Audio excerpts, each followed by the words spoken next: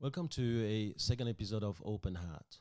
All right, coronavirus, you have changed my way of life. This past fortnight, I have experienced things very differently to what I've been accustomed to as an adult, as a father. Now, one thing for sure, we haven't been short of news materials. There's plenty, enough to scare the crap out of you for the rest of your life. We know now that the model of the disease changes by the day. We know that the information we get about you could be obsolete the next day. We know that there are now potential loss of smell and taste, things that we didn't know 2 weeks ago.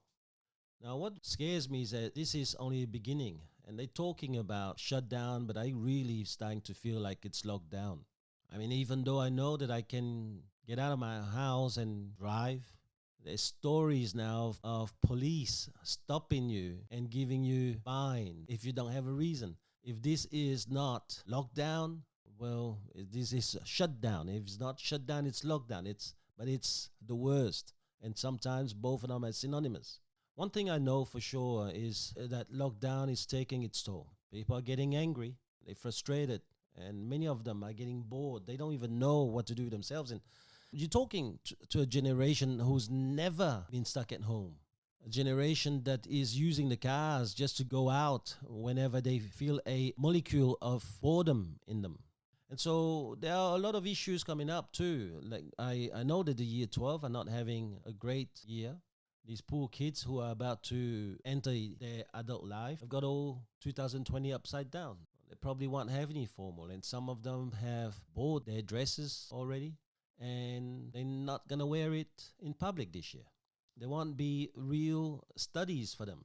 So I understand things are going to change, so they're going to have to find a way. But how do they do this? What do they do? The Ruby Princess saga is continuing. We're talking more and more about mistakes. We're talking more and more, and we're counting. We keep on counting number of deaths, and then we want to blame them. We want to blame the crew. I mean, one thing for sure, coronavirus, you have managed to be the most famous entity on the planet in a very short period of time. Even Tiger Woods and Michael Jordan may want to learn from you. But there's one thing that I don't know, is that how much more damage are you going to do as a byproduct of your present, of your existence, not necessarily on the health side, but on the mental side. Because right now, there's another thing that we humans like to do when we're confronted by viruses like you. We're now starting to also hunt for someone to blame. Is it the Chinese? Should we blame them for the origin, for their failure to contain the virus, for lying about the numbers maybe? Also, should we blame the World Health Organization for the things that they did, the things that they didn't do, the things that they didn't support or support? I don't know. One thing is for sure is that this is a time when most of us will go limbic. Most of us will just return back to our primary being or state. This is when unhappy people will find a reason to be unhappy. Angry people will now have a very good case for being angry. Now scared people obviously will run around emptying shelves in shops just to diffuse a little bit of their fears. But that's not a battle they're going to win ever. On the other hand, you have the positive people who will always look for the silver lining to whatever happens in their life. And maybe I should really learn from these people. They are the brave people who will carry on with their work and will find new ways to do their duty because they have to. So with so much confusion, I understand it is very easy to feel lost and frustrated. Sometimes I'm sitting there feeling, how do I plan for the future? I understand the people who are angry are there. Some of them have got a good reason. Some of them may have lost someone because of you. But all of us have lost something because of you. And so should we really look at someone to blame? I mean, we know that there's more domestic violence. I mean, really, 24/7 with someone that you love? That still is scary. I have no doubt that because of you, my generation is experiencing a war, maybe our third world war. When I come to think of that war, I immediately think about the soldiers and the generals that we have, the nurses, the doctors, the health workers. And so I'm a bit confused. We send the nurses and the doctors out there, and we hear that they're running out of masks and gloves. That would be like sending soldiers to war and they're running out of ammunition or weapons. And then I hear of nurses now who've been asked not to be in uniform when they go home. How could you ever ask a soldier to take off his uniform, the one that he wore with pride when he defended you? How could you ask him to remove it as he goes home? It's just crazy. But you see, Virus, this is how crazy you driving us. You making us do these things. So maybe this is a time now for us to change, but also for us to find a way to put up with you. We're going to have to move forward. We know that. But what we have to do is way more than just move forward. We're going to have to really look for a reason. Some of my people have been asking me whether it is right for us to carry on our work as real estate agents when many people have lost their jobs and are feeling insecure. And my answer is very simple. We have to keep on doing our duty, just as much as we're asking the nurses and the doctors to carry on with their duties. You see, we have our government to lead us and make certain decisions for us because they have access to way more data than us. But until they stand us down, we have to carry on with our duty. This is not time for us to crumble and shirk away from our duties. We have to make sure we do our part in maintaining this economy or whatever's left of it so it doesn't die, so that it carries on with dignity, but also with everyone doing their share. Business leaders are divided into two groups for the moment. One group is a group of people who have dropped their arms. They are waiting for the $1,500 stimulus package to come into law, which has now happened, in order to make some new plans. They showed their team that they are not the leaders that the team should follow. Then there's the other group of leaders that I like, the leaders who really go out there and lead by example and do more and make sure that they are looking for a better way, not just for themselves, but for everyone in their team to keep going. I was going to say prosper, but I'm not so sure that you should really look at prosperity in these times. You need to make sure that you go beyond survival, but you do it properly. Those leaders who keep on pushing themselves to be flexible enough to go around you, Virus, without taking advantage of anybody else. Those are the leaders that really inspire me. I think we need to really look at some of the lessons here. Number one, I think the buck stops here. We must learn from our lessons from the past and we need to move forward. And the lessons from the past, this is not the first time. We've had way worse epidemic so far. We've had the Spanish flu 100 years ago when science was nowhere at the level it is right now, where millions of people died. And so for us, it is important right now to just find those lessons and go back, understanding those lessons and move forward. I think too, we need to focus on becoming more interdependent, but it can only start if we become more independent. We need to find a way to deal with our own primal needs or behavior. If we know that we're prone to being scared, well, we have to first find a way to conquer those fears, not relying on anybody else. Only then can we become interdependent. You know, I believe that this pandemic is only the beginning. There's no doubt that there will be way more to come, some less violent and some way more. The key is, are we going to be ready for it? Are we going to show unity right now in order to forge ahead and prepare ourselves for the future? Or are we going to drop every advancement in technology, in knowledge, all of these things that we have gathered over this century to go back 100 years? So what really has happened to us that's made us angry or cynical? Why do we enjoy so much the wrong or looking for the wrong in things? Now, I understand. For some people, I may come across naive, but to me, it is time to look at what's real, not necessarily what's popular or newsworthy, But really, it's a time to stop the blame game and give a very good opportunity to rise again. I truly believe that everyone can do good. Not everyone chooses to. And I'm okay with that because that's what makes our society colorful and diverse. But it is time, whether it affects my business or not, that we elevate our consciousness. One of the people I have studied for quite a while, his name is Sadhguru, said that there was no death, only life. And I was thinking about it over the last few days, especially with some matters of life and death happening in my own household, that it is true. There's only life. I don't know that there's anything after death. Not to this little conscience of mine. He does say too that the greatest evil on the planet is not evil, it's ignorance. It's not knowing.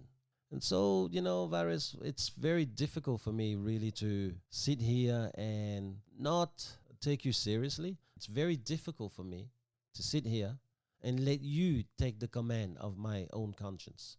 And so when he says ignorance, what it means to me is that in order for me to live a much better life, not only through my thoughts and emotions, I really have to enhance my faculties.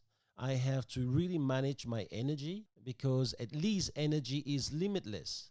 And energy can be focused and poured onto learning new things, new ways, and adapt myself. When I was talking about my trilogy of SMS, which is skills, mindset, and self, that skill is very important because skill enhance mindset and self. So if I can really enhance my faculties, then I will lessen my ignorance. And then with that, I can tame the evil within myself. The other thing I was also thinking was about our nurses. Why is it that they can do what they do? In some countries, I know that nurses are not allowed to have a test. And in some countries, if nurses or doctors wanted to have a test and find out whether you are in them, they have to pay 60 euros. And that stops a lot of them from doing it. And I guess it is one way for the government to make sure that those soldiers keep on battling. If they don't know that they're in danger, then they'll keep on going. But what if they do know they are in danger? Then maybe they will now be very scared for their family. I mean, I know nurses who go home and don't eat with their family. They eat in a different room. They stay away from their family because they know it's one thing to be on the front line. It's another thing to bring home landmines that may injure loved ones. I was wondering, what is it that makes these nurses go on and why is it that they don't lose faith? And Viktor Frankl was someone that really came to mind. Many years ago, I was actually reading Men in Search of Meaning. That was a story of this psychiatrist who actually survived many concentration camps. One of the biggest, one of the most important thing that he did was how he actually motivated some of his compatriots into surviving their ordeal. And so he had lines that went like this: life has a meaning under all circumstance. Despair is suffering without meaning. He said that if we can't find a solution, we can at least find the best attitude to handle the situation, because you always have the ability to choose the right attitude. When you find a meaning to difficult moments in life, then self-actualization is a byproduct. Now, I really like this bit because I am a student of self-actualization. I spend my time looking for ways to really improve myself. In that respect, I have followed a lot of Maslow's needs. I have looked at Tony Robbins' 6 human needs, where growth and contributions were the last 2 that he claimed to be. But I never really realized or understood that really self-actualization is a byproduct. You don't run after self-actualization. You don't run after becoming the best you can be. It actually happens to you while you're running after something else.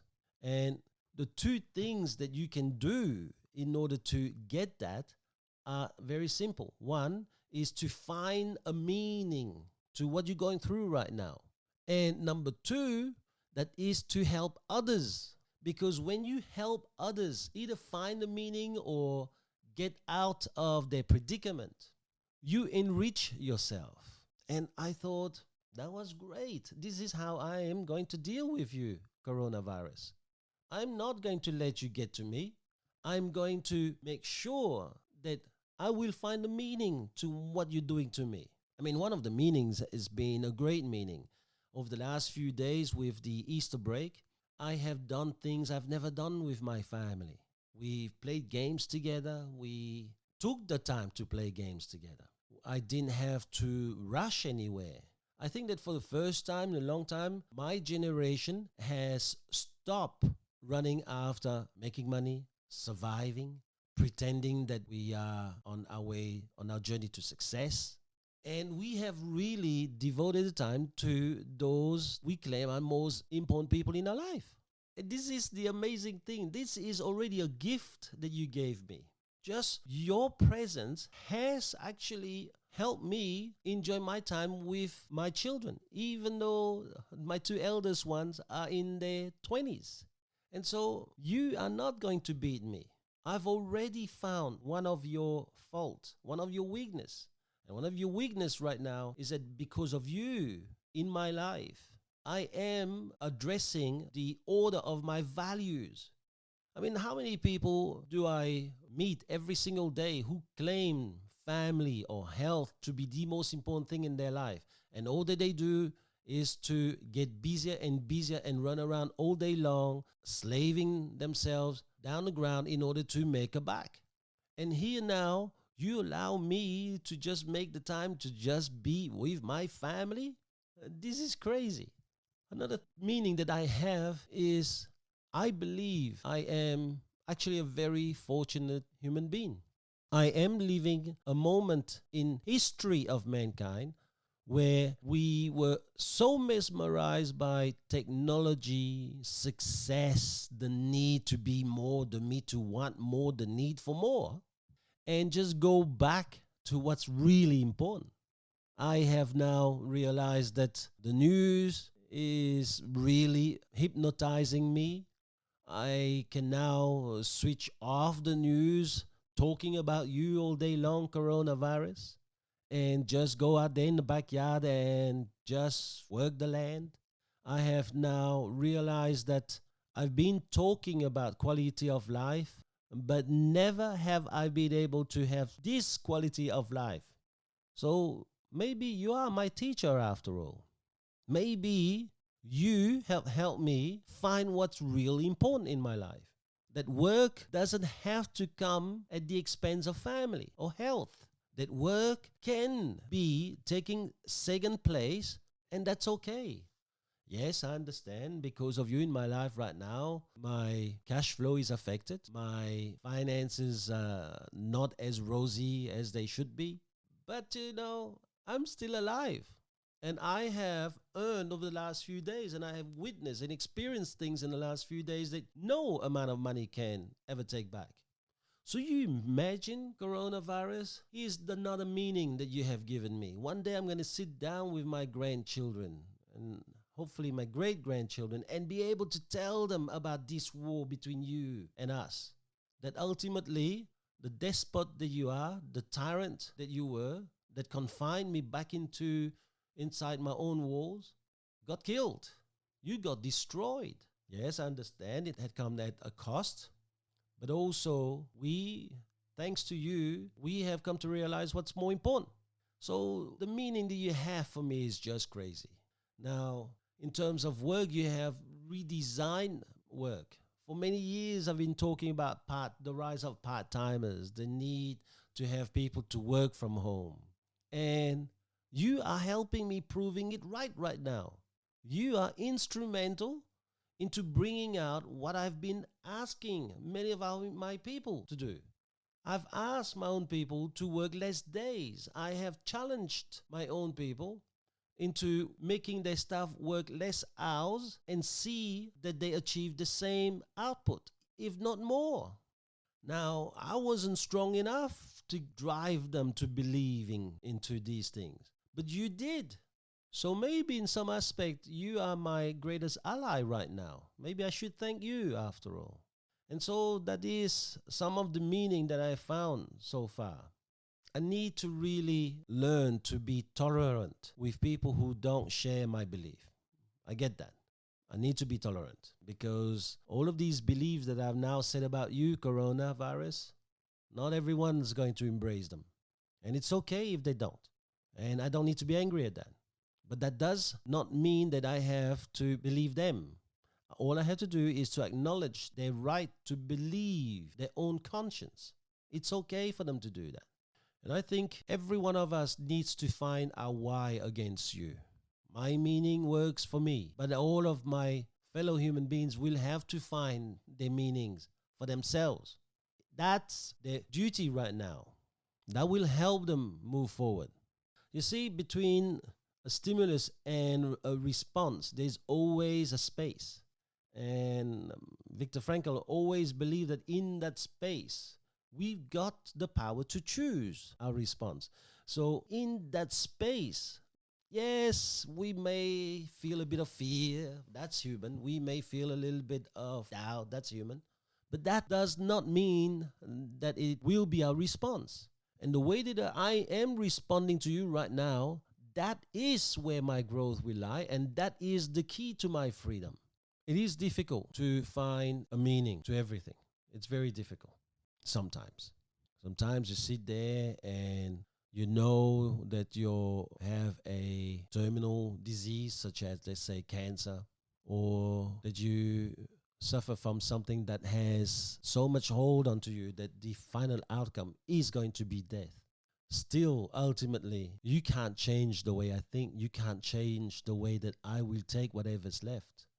One of the things that I think about life and death is that sometimes the people who are going through some of these life and death situations, they seem to be taking life or the value of life more seriously than those who feel that they will live forever.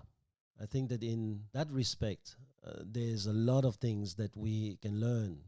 I mean, really, would my grandchildren ever believe when I tell them that I've gone to war against an invisible warrior? They'd be thinking I'm nuts. They'd be thinking I've gone up to Mars and find some ghost and then came back. One thing for sure, you're a game changer. That I give it to you. But right now, you have woken me up to the fact that I need to make my mind work for me rather than being worked up by my mind. Because in the end, you're only affecting me physically. You can't affect me mentally if I don't let you do. And the same thing goes with work. The same things goes with anybody else. To the young children who are missing out on year 12, well, I will tell them, maybe there is a meaning. Nobody in the history of your generation so far, or my generation, or my parents' generation, have had a year 12 that has been interrupted. I mean, I will tell these year 12, how great is it for them to be known as the year 12 that never was? How interesting would that be for these year 12 to recalibrate themselves, find a way and be flexible enough into dancing around what you are trying to do to them and find a better way to end the year than when you first arrived? And how great would that be for them to be at the beginning of their life and have encountered such an enemy? Nothing in life will be as difficult for them. So in many ways, maybe those year 12 will find a great lesson. The same thing for us with the cruise ships. Maybe there will be a better way of going on the cruise now. Maybe this is the end of cruise ships where there is 3,000 or 4,000 people packed up like chickens in a cage. Maybe they will find a better way of doing this. So in many ways, you have given meaning even to those cruise companies. If I was a salesperson who had to go through this time, I would know that the only thing I had to do is to survive this time. Because if I survive this time, then there's no other tough times. If I've gone to hell and back, then nothing can really hurt me from here on. So in many ways, this is an opportunity for me to build a shield around me that would make me invincible in any other times. If I was a small business owner, I would look for an opportunity to bring my troops to the other side of hell. Yes, things are not going to be easy, but that's where we have to step up. I want to sit down one day with my grandchild asking me, what did you do in those days? I want to be able to look at them square in the eye and say, I was a brave one. I changed my ways. I adapted my ways. I made sure that none of my staff went out of this business.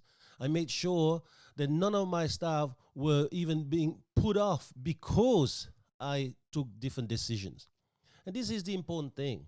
Everyone can really run a business when things go nice, rosy, hunky-dory. The real business skill, the real leadership only arise when you're in troubled waters. I mean, really, would you really need a top sailor when the water is calm? No, you would want to have him only because you're going to go through challenging waters. After all, it is in those kind of waters that really we upskill ourselves. And so, yes, the meaning to a small business owner right now is really what is it that he's done that is superhuman that makes him a hero, even though I don't like being a hero. I mean, that's another topic one of these days that I will talk to you, coronavirus. I am as anti-hero as they come. I believe that because everyone's unique, being a hero is wrong. Everyone is a hero if everyone does the right thing and does the best thing, the brave thing, the courageous thing. And so when you run after the title of a hero, what you also do is burn a part of yourself in order to go for that conquest. Those who are reaching self-actualization really don't require any kind of status and anything else, will do anything to remain as humble as they can. But as I said, that will be a topic for another day. Right now, it's all about us finding a meaning. So if you were a small business owner, there is no better time right now than finding a meaning. There is no better time right now than earn the right for your followers to be with you.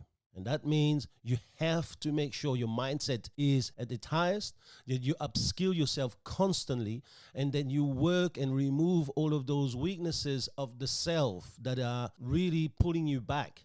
Then you also make sure that you surround yourself with mind-like, because those people are going to pull you up. And then you have to make a pact to never give in to gossips, chatting for the sake of negative backchat, and giving into blame. Only those kind of requirements really are going to drive me towards my meaning. What about the people who have lost their jobs? Well, some of them will sit here and yes, they will feel sorry for themselves for the rest of their life. But I hope that many of them are going to take this as an opportunity to find a new direction in life. I hear of so many people who were forced into a career or into doing something because they had to, because they had a family, because they started to buy things and own things, and in the end, possessions owned them and drove them into working like a slave in order to repay for those possessions. This is a great opportunity for them now to upskill themselves, change their skill, make sure that their SMS is enhanced by new faculties. What a great opportunity you're giving them. Yes, I understand there are places where it's going to be difficult to find meaning. There will be difficulties with our elderly who I feel sorry for, are spending much of their time right now away from loved ones because they are probably the most vulnerable. But you see, coronavirus, that's why I believe you're a coward. You can only attack the vulnerables. You wouldn't take on a guy like me because you know, no matter what you do, I will always find a meaning for what you're trying to do to me. And just that meaning may not change my life, but it will change the way I think about you. Those of us who have watched that movie, Braveheart, we would know about William Wallace screaming, "They may take our body, but ... So I think In these times, it is very important for me to create a huge why. Even at Wisebury in my organization, I try my best to support those who need it the most right now by helping them find a big why and settle down their fears because they need help. And it's okay. We are not always going to have the same faculties. And if you have got the skill now to find meaning, then it is important to go out there and help people find their own meaning. So you see, coronavirus, as a human being, I know that if I can get our people to latch onto something positive, then you can't get to us. You may still affect us physically, but you won't get to us. And I'm going to help them find a meaning that is so strong that we'd always call the best in us. I also believe that the harder it may seem to find that meaning at first, the better it is for us. Because there's only one thing that I know you don't know, is that in the end, there is always a meaning for every one of us. So I think meaning will kill you, coronavirus.